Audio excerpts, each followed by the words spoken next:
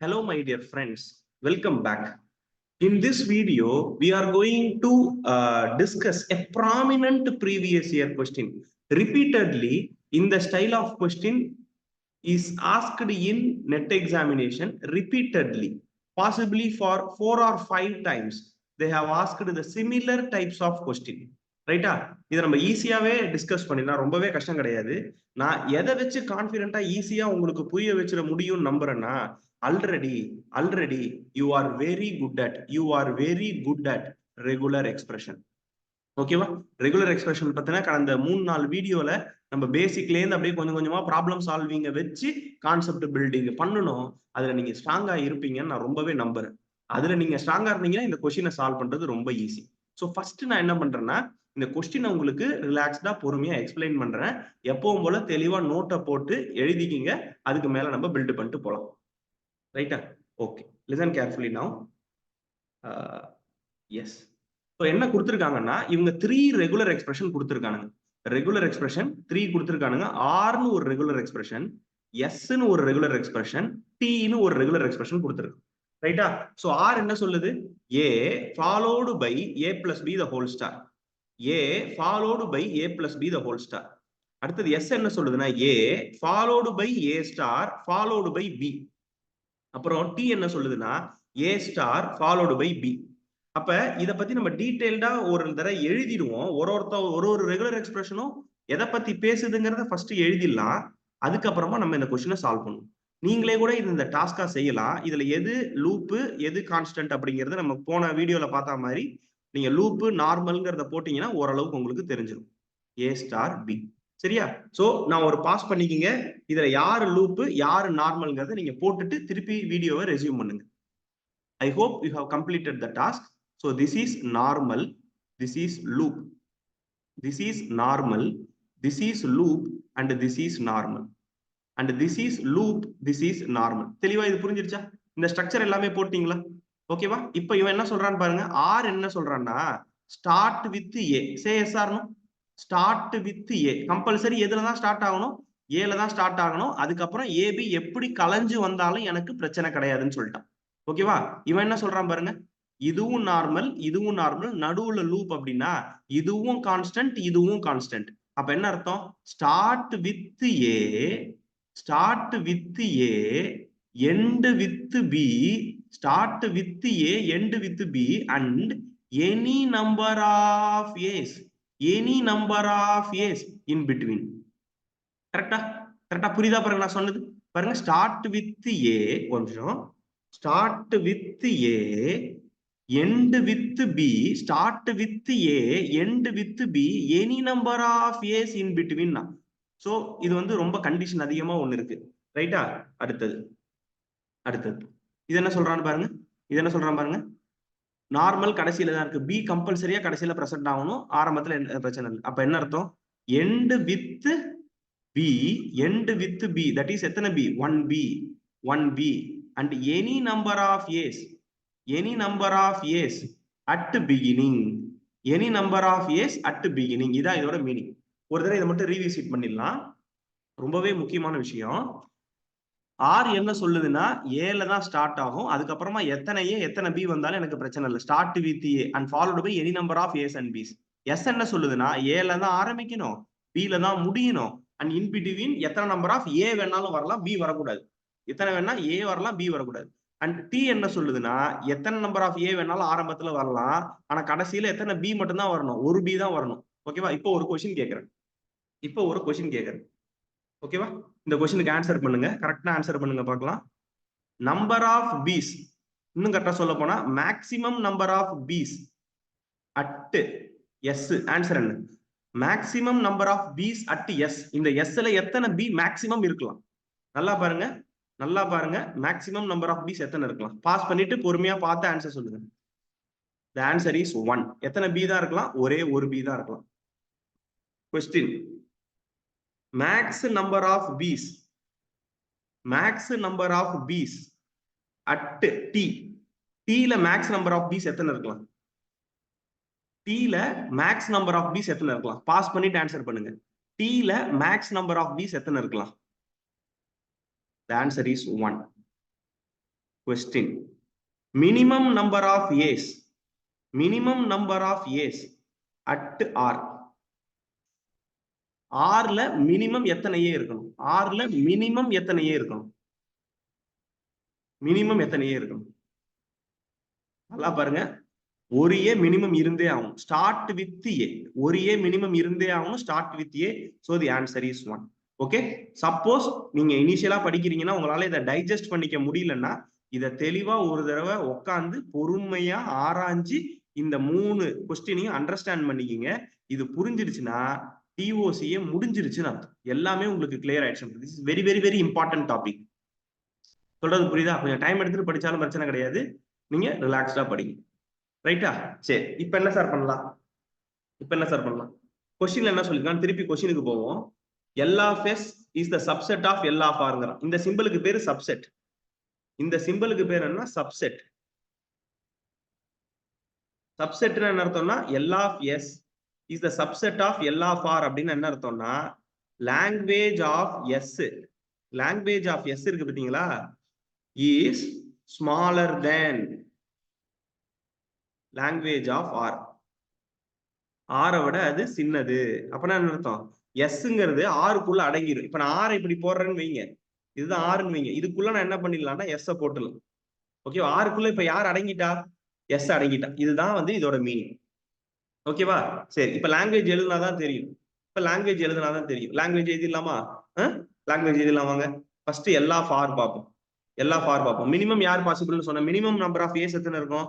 1 இருக்கும். எப்சிலான்லாம் நமக்கு எதுவும் தெரியாது, இருக்காது. ஏன்னா அதை பத்தி எதுவும் சொல்லல. ரைட்டா? அப்ப மினிமம் நம்பர் ஆஃப் ஏஸ் எவ்வளவு? 1. அப்ப ஏ. ஓகேவா? வெறும் பி வரதுக்கு பாசிபிளா? வெறும் பி வரதுக்கு ஸ்டார்ட் வித் ஏன்னு சொல்லிட்டோம். அப்ப வெறும் பி வராது. ஏ வருமா? ஏ வருமா? வரும். 2 ஏஸ் பாசிபிள். இதுல ஒரு ஏ, இங்க ஒரு ஏ. 2 ஏஸ் பாசிபிள். அதுக்கு அடுத்தது ஏபி வருமா? வரும். AB possible. இங்கேருந்து ஏ எடுத்துங்க, இங்கேருந்து பி எடுத்துங்க. AB possible. அடுத்தது பிஏ பாசிபிளா? பிஏ ஸ்டார்ட்ஸ் வித் ஏன்னு சொல்லிட்டோம். அப்ப பிஏ பாசிபிள் கிடையாது. பிபி பாசிபிளா?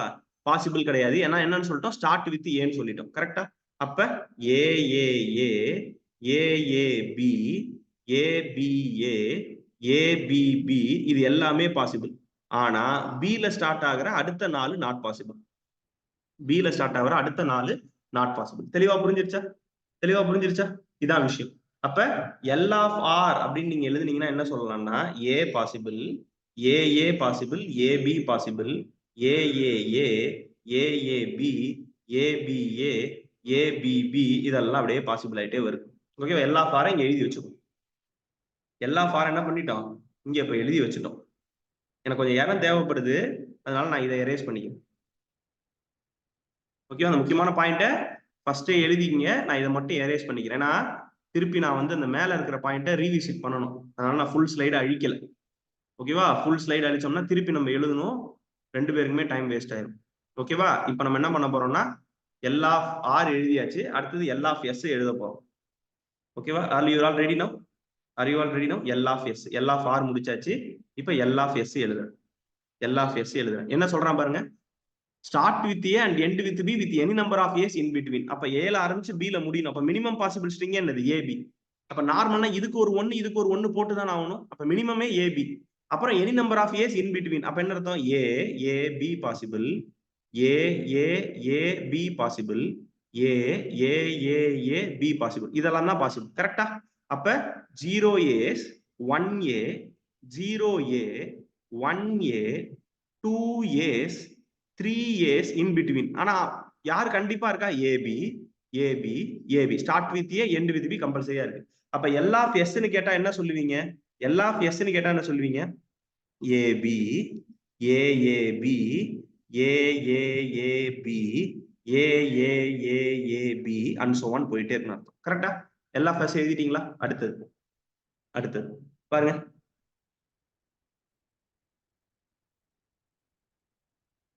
L of T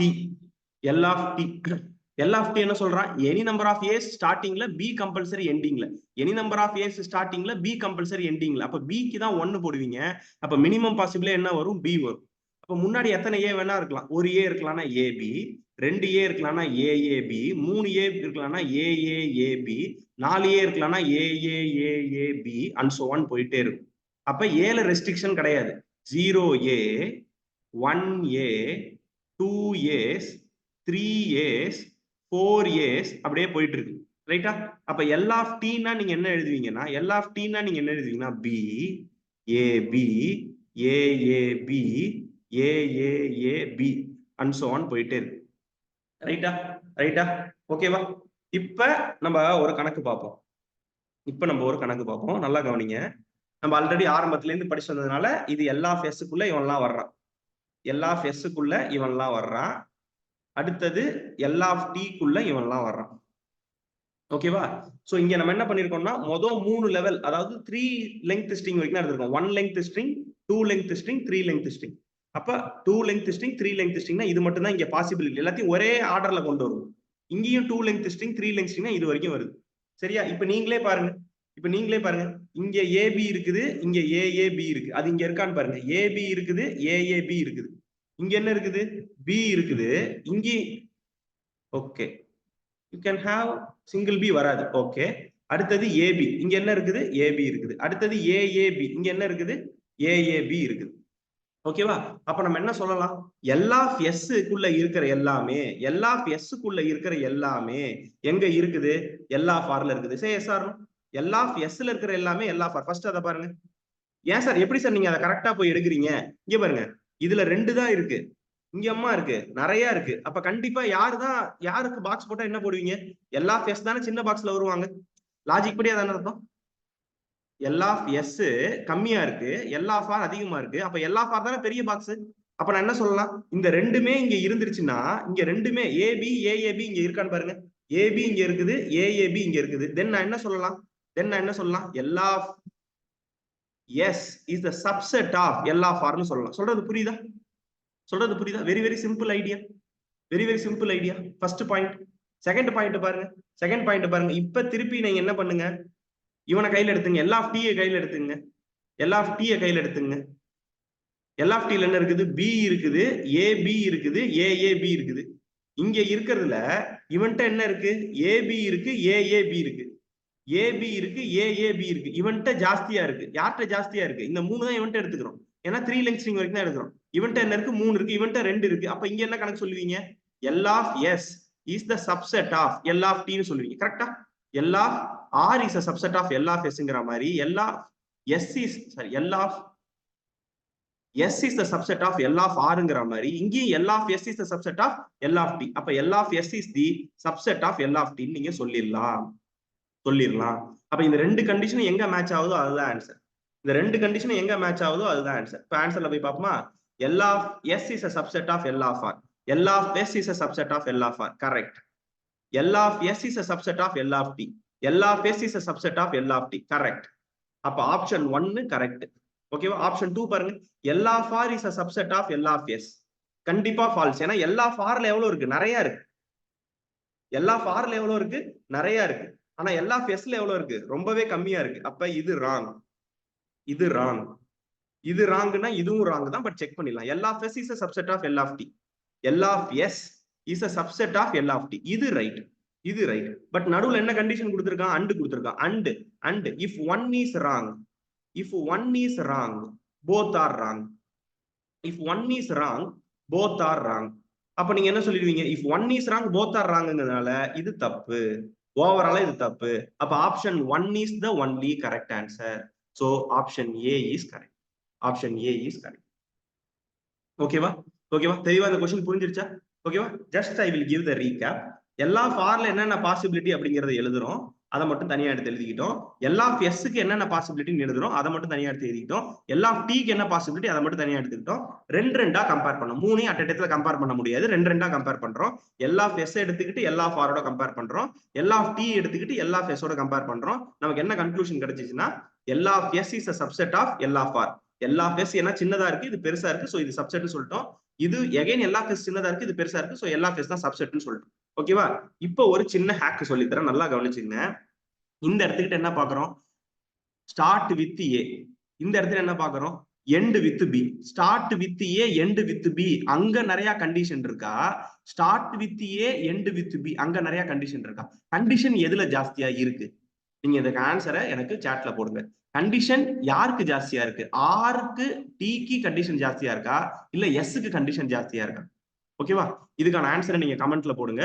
நான் இதுக்கான எக்ஸ்பிளனேஷன் நான் கமெண்ட்ல கொடுக்குறேன். இதை வச்சே நம்ம இந்த கொஸ்டினுக்கு ஆன்சர் பண்ண முடியும். My question is very simple. ஆருக்கு என்ன சொல்றோம்னா ஸ்டார்ட் வித் ஏன்னு சொல்றோம், டிக்கு என்ன சொல்றோம்னா எண்ட் வித் பின்னு சொல்றோம், எஸ்க்கு என்ன சொல்றோம்னா start with A and end with பின்னு சொல்றோம். இதுல கண்டிஷன் யாருக்கு அதிகமா இருக்கு, கன்ஸ்டன்ட் யாருக்கு அதிகமா இருக்கு? ஆருக்கு அதிகமா இருக்கா, எஸ்க்கு அதிகமா இருக்கா, டிக்கு அதிகமா இருக்கான்னு கேட்கறேன். உங்களோட ஆன்சருக்காக நான் வெயிட் பண்ணிட்டு இருக்கேன். இந்த வீடியோ உங்களுக்கு பிடிச்சிருந்துச்சுன்னா நம்ம சேனலை நிச்சயமா சப்ஸ்கிரைப் பண்ணீங்க. நிறைய டிஓசி ரிலேட்டட் வீடியோஸ் வந்துகிட்டே இருக்கு. நெட் எக்ஸாம் நெருக்கத்தில் இருக்கும் பொழுது இதெல்லாம் ரொம்ப ரொம்ப உங்களுக்கு ஹெல்ப்ஃபுல்லா இருக்கும். அதனால சேனலை சப்ஸ்கிரைப் பண்ணீங்க. அண்ட் நீங்க இது உங்களுக்கு வீடியோ உண்மையிலே ரொம்ப பிடிச்சிருந்துச்சுன்னா என்ன பிடிச்சது அப்படிங்கறத நீங்க கமெண்ட் செக்ஷன்ல போடுங்க. It give me happiness. Right? Thank you so much my dear friends. See you in some other video.